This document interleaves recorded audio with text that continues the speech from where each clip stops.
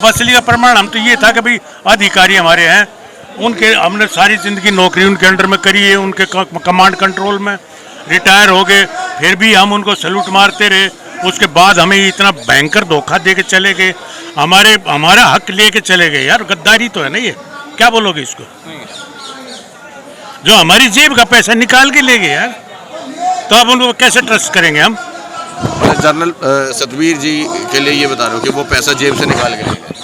वही है जो हमारा हक लेके तो जेब से ही लेके ना। हाँ, हक मारा मतलब जो हमारा हक मार दिया ना वो, तो हमारा हक था तो हमें देते।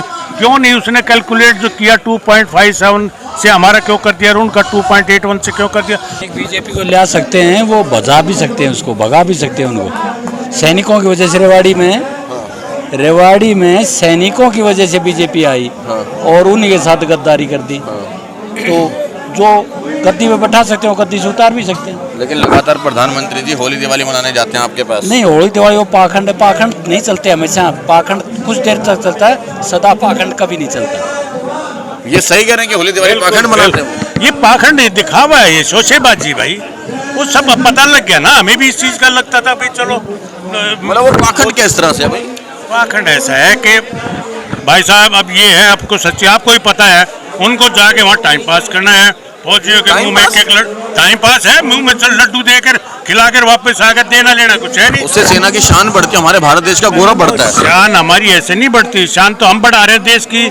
हमें आप हमारी पीठ थपथपाते रहो, और जब हमारी रिक्वायरमेंट जो होती है वो आप दो मत। वो चीज एक अलग है, वो नहीं दे रहे, वो गलत है। लेकिन अगर किसी भी देश का प्रधानमंत्री अपनी सेना के साथ खड़ा है, भाई ये खड़ा होना नहीं होता ऐसा। सब के साथ नहीं है, देखो सारे साथ खड़े हैं, सब देशों में खड़े हैं, इनको भी खड़ा होना। ये थोड़ी ज्यादा शोशेबाजी कर रहे हैं। उस टाइम में जाके वर्दी पहन के और जाके खड़े हो गए, क्या मतलब था भाई? ये विनेश फोगाट को इनको चूरमा है इन लड़कियों को, ये बैठी बराबर में बैठी, आप जानते हो इनको भी, देख रहे हो क्या माहौल हो रहा है। इनको भी इन्होंने बुला के चाय पानी पिलाया था। ये सब पॉलिटिक्स बाजी है, पॉलिटिक्स में हम नहीं पढ़ना चाहते। हम तो साफ बात हमारी ये है कि हमारी OROP 2 का जो भी हुआ है डिस्पैरिटी है वो हमारी पूरी कर दो। हमें ना तो इनसे लेना है कुछ, ना हमें फोटो इनके साथ खिंचवाने मोदी के साथ। और उनको पता लग गया फौजी जो लड़ाई उन्होंने, तो वो नहीं चाय पिला के आके फिर भी लड़ेंगे। वो तो उनका तो प्रोफेशन है, हमारा धंधा है भाई। हम तो इस चीज़ के लिए, देश की जान देने के लिए हम तैयार बैठे हैं। वो नहीं जाएंगे तब नहीं देंगे क्या? मोदी नहीं था जब कभी बख्शी साहब ने आप लोगों के लिए आवाज उठाई?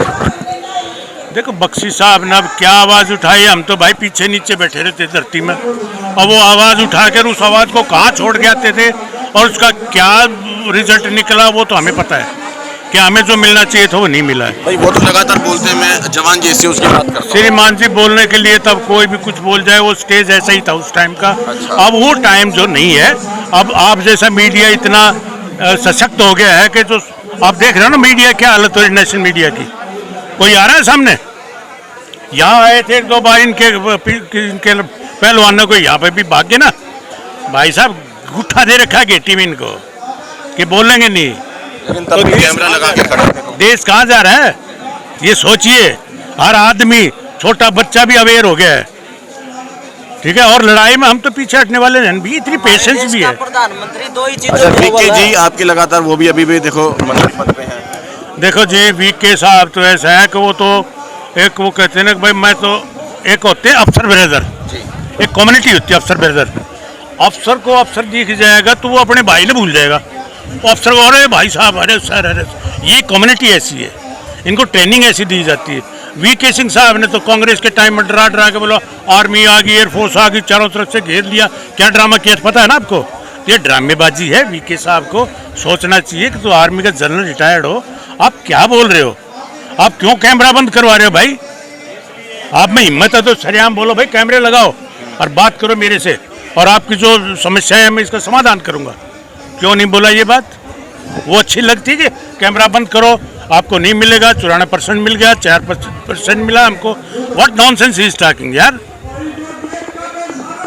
सोच के बात करनी चाहिए इतने बड़े अधिकारी को, और ऊपर से अब मंत्री बन गए तो बहुत ही गलत बात थी उनकी, उससे हम सहमत बिल्कुल नहीं है।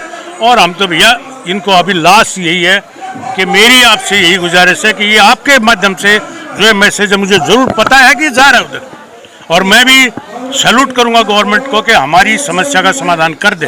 अच्छा, एक चीज और, आपको ईमानदारी से लगता है कि ऐसे समाधान होगा? जब एक गुगुट यहाँ पे बैठा है आपका, एक सतबीर जी का बैठा है, समाधान ऐसे हो जाएगा? देखो ऐसा है कि इसमें तो चार आदमी कहीं बैठ जाओ, हम भी फौजी हो और समाधान हो जाएगा? नहीं हो गया, ये उसका क्या है, उसको तो आपने लेके बैठा रखे हो, तो किराए के आदमी है, दे दिए होंगे बेचारे, सही गरीब आदमी दे दिए 100-100 रुपये, हमें क्या पता क्यों बैठा रखे हैं, उसका क्या मकसद है। किसान भी तो असली नकली बैठा दिए। हाँ, ये तो होता है, ये तो गवर्नमेंट की पॉलिसी होती है। अब एक जो ये संगठन है, इसके खिलाफ छोटा और खड़ा कर दो, इसको डिस्टर्ब करो, ये चीजें होती है। मतलब सरकार ने भी बिठाया हो सकता है? ये भी हो सकता है, ये भी हो सकता है, हमें तो इस पे भी शक है। लेकिन वो लोगों ने एक तख्ती लगाई हुई है कुछ 2800 दिनों से, और आप लोगों को हमें देखते हुए 83 दिनों उस तख्ती के पास हम भी बैठते थे, हमारे पास भी वहीं बैठक थी हमारी पहले, और वो हमें जब धोखा दे गया तो भाई साहब वो आपको ही पता है, आपका मीडिया इतना, आपका जो चैनल है इतना वो नहीं है, उसको सब पता है, सब खबरें इनको कि कौन क्या है, कौन असली है, कौन नकली है, कौन क्या कर रहा है, कौन क्या कर रहा है। नहीं, असली का कोई प्रमाण नहीं है ना भाई साहब? प्रमाण है, आपको दिख नहीं रहा है क्या ये?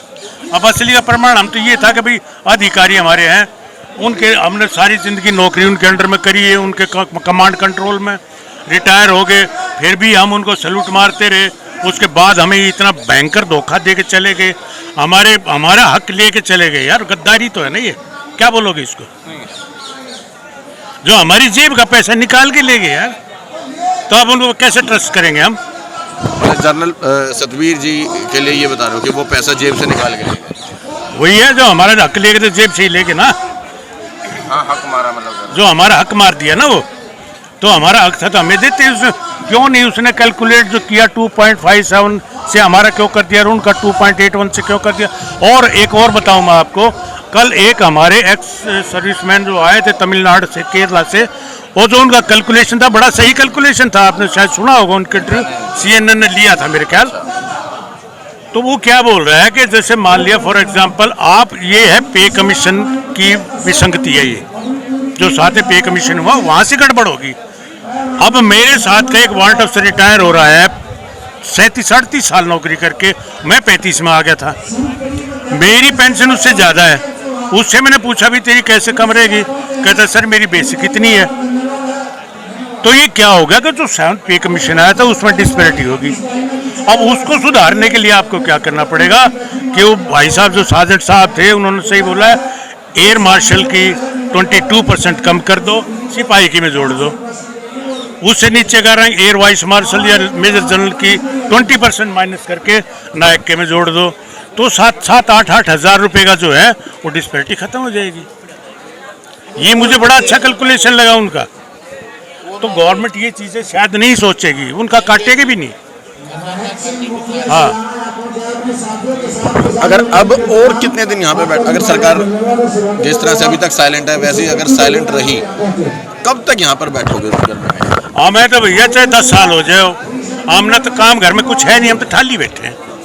यहाँ मर जाएंगे तो यहाँ शहीद का नाम दर्जा हो जाएगा, बच्चों वहाँ तो बच के आगे फौज से, यहाँ तो मरेंगे तो बोलेंगे भाई एक्स सर्विसमैन शहीद हो गया, तो उसमें भी हमें कोई आपत्ति नहीं भाई।